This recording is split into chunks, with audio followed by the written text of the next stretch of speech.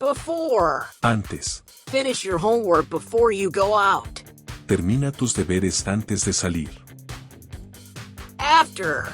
Después. We'll have lunch after the meeting. Almorzaremos después de la reunión. Meanwhile. Mientras tanto. I'll prepare dinner. Meanwhile, you can set the table. Prepararé la cena. Mientras tanto, tú puedes poner la mesa. While. Mientras. I'll go shopping while you finish your work. Iré de compras mientras terminas tu trabajo. During. Durante. It rained during the night. Llovió durante la noche. Next. Próximo, próxima, siguiente. We'll meet again next week. Nos volveremos a encontrar la próxima semana. Soon. Pronto. I'll call you back soon. Te llamaré de vuelta pronto. Until. Hasta.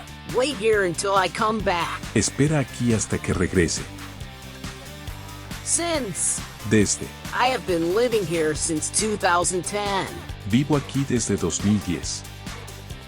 As soon as. Tan pronto como. I will call you as soon as I arrive. Te llamaré tan pronto como llegue. Beforehand. De antemano.